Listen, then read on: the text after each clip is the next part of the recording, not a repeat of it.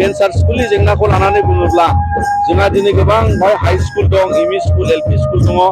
जाय अबस्थायाव जाय बेबस्थाखौ लानानै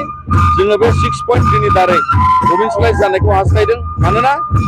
आसाम सरकार आरो बिटिआर सरकारा बिनि सायाव गोख्रोङै राहा लानांगौ थाबैनो। जाहोना जाबाय गोदान सोलोंथाइ खान्थिनि गेजेरजों दिनै जोंनि फरायसाफ्रा गोबां जेंनायाव मोगा-मोगि जानांबाय, जेरै आपार आइडि एनरलमेन्ट खालामनाय आरो बिनि गेजेरावनो स्कलारशिपनि राहायाव आरो बिनि गेजेरावनो मिड डे मिलनि बाथ्रा, बिजाबनि बाथ्रा आरो बेवहाय जोंहा दा गोदानै 11-12 हाई स्कुलफ्रा जाजोबनांगौनि थासारियाव जोंनि भेन्सार फरायसालिफ्रा बेफोर खाबुखौ जोङो दिनै फरायसाफ्रा जोबोद मोनसे जुजिनाय थासारियाव सौफैगोन। दा बिनि थाखायनो भेन्सार स्कुलनि जेंना जाथारनांगौ, फोजोबजानांगौ आरो बेखौ लानानै जोङो एबसुनिफ्राय आसाम सरकार आरो बिटिआर सरकारनि सायाव जोङो नोजोर होनानै बिथांमोनखौ जों नारसिनो। राङापारा दख'रा दुलाय बर' फरायसा आफादा दिनै बे हालामावहाय बिथांमोना 46थि बोसोरसालि जथुम्मा खुंफुंदों आरो बे गेवलां मेलाव बाहागो लानानै दिनै बे दख'रा हालामनि गासै आइ आफा बिदा फंबायखौ लाफानानै बर' हारिनि जानानै जों दुलाय बर' फरायसा आफादा अरायसम जोंनि माहारिनि दावगाथायनि थाखाय जों गाहामखौ हास्थायो, गुन गोनां सोलोंथाइखौ लानानै आरो हारिनाङैनो जोङो माखासे हारिमुवारि जौगाथाय, सोलोंथाइ दावगाथाय, रांखान्थि दावगाथाय बे गासैखौ बिथिंखौ लानानै जोङो बे दख'रानि जथुम्मानि गेजेरजों बेफोर माखासे थासारिखौ जाहाथे बर' हारिया गोजोनै थानो हायो, बिनि थाखाय जोङो दिनै बे दख'रानि जथुम्मानि गेजेरजों थांखि बिथांखि आजावदों बिथांमोनाबो बर' दुलाराय बर' फरायसा आफादनि मावनो थांखि बादियै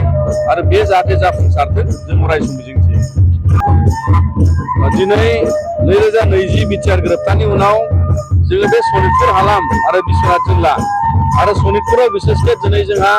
बिटिआर गोरोबथाजों माखासे आद्रा थानाय दफा मावफुंनायनि गेजेरजों गोबां जेंनानि समाधाननि लामा बेवहाय ओंखारनांगौ। गुबैयै गामि सोसननायाव दिनै जोंहा सनितपुर जिल्लानिफ्राय बिटिआर हालामाव दासिम जोङो गोबां गामिया बेवहाय सोसनजानांगौ दंबावो आरो भेन्सार स्कुलनि जेंनाखौ लानानै बुङोब्ला जोंहा दिनै गोबां हाई स्कुल दं, एमइ स्कुल, एलपि स्कुल दङ, जाय अबस्थायाव जाय बेबस्थाखौ लानानै जोङो बे 6.3नि दारै प्रभिन्सियेलाइज जानायखौ हास्थायदों। मानोना आसाम सरकार आरो बिटिआर सरकारा बिनि सायाव गोख्रोङै राहा लानांगौ थाबैनो। जाहोना जाबाय गोदान सोलोंथाइ खान्थिनि गेजेरजों दिनै जोंनि फरायसाफ्रा गोबां जेंनायाव मोगा-मोगि जानांबाय, जेरै आपार आइडि एनरलमेन्ट खालामनाय आरो बिनि गेजेरावनो स्कलारशिपनि राहायाव आरो बिनि गेजेरावनो मिड डे मिलनि बाथ्रा, बिजाबनि बाथ्रा आरो बेवहाय जोंहा दा गोदानै 11-12 हाई स्कुलफ्रा जाजोबनांगौनि थासारियाव जोंनि भेन्सार फरायसालिफ्रा बेफोर खाबुखौ जोङो दिनै फरायसाफ्रा जोबोद मोनसे जुजिनाय थासारियाव सौफैगोन। दा बिनि थाखायनो भेन्सार स्कुलनि जेंना जाथारनांगौ, फोजोबजानांगौ आरो बेखौ लानानै जोङो एबसुनिफ्राय आसाम सरकार आरो बिटिआर सरकारनि सायाव जोङो नोजोर होनानै बिथांमोनखौ जों नारसिनो।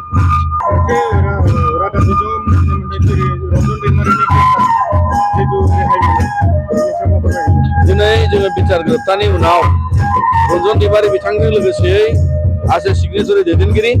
बिथांनि केसा सुप्रिम कर्टआव मैया फैदोंमोन आरो बिनि सायाव सुप्रिम कर्टआ जिबायदि अबजारभेसन होबाय बा दा बिथांनो बेल होथ'नाय जायाखै, बेखौ लानानै जोंबो दुखु मोनदों आरो बिनि उनावबो दिनै जि मोनसे बिथांखौ बख'नायनि जे राजखान्थियारि बिथिंजों गोहोनि मदद लानानै दिनै जोङो सावरायनायखौ जोङो नागाराखै। भारतनि नखर मन्थ्रि बिथां